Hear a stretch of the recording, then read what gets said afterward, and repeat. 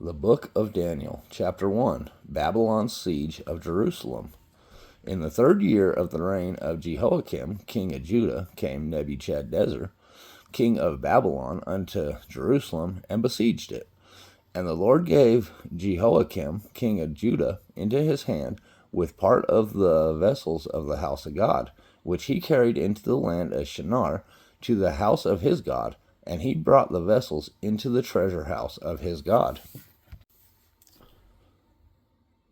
Well-favored men are chosen.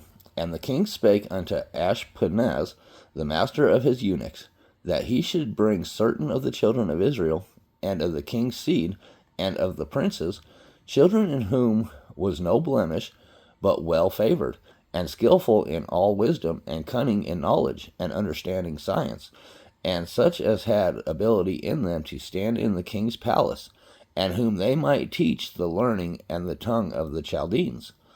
And the king appointed them a daily provision of the king's meat, and of the wine which he drank, so nourishing them 3 years, that at the end thereof they might stand before the king.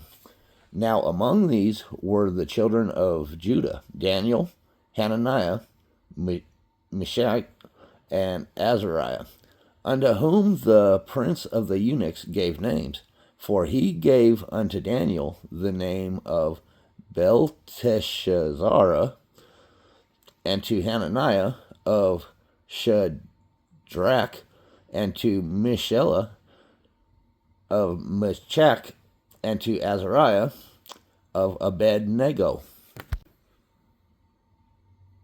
Daniel's request.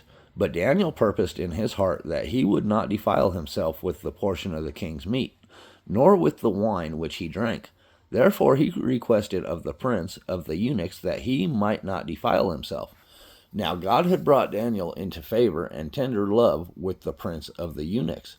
And the prince of the eunuchs said unto Daniel, I fear my lord the king, who hath appointed your meat and your drink.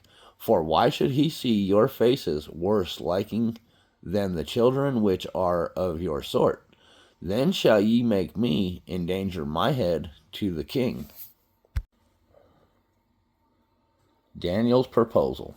Then said Daniel to Melzar, whom the prince of the eunuchs had set over Daniel, Hananiah, Mishael, and Azariah, Prove thy servants, I beseech thee, 10 days, and let them give us pulse to eat and water to drink. Then let our countenance be looked upon before thee, and the countenance of the children that eat of the portion of the king's meat, and as thou seest, deal with thy servants. So he consented to them in the matter, and proved them 10 days. And at the end of the 10 days, their countenance appeared fairer and fatter in the flesh than all the children which did eat the portion of the king's meat. Then Melzar took away the portion of their meat, and the wine that they should drink, and gave them pulse. The wisdom of Daniel and his friends. As for these 4 children, God gave them knowledge and skill in all learning and wisdom, and Daniel had understanding in all visions and dreams.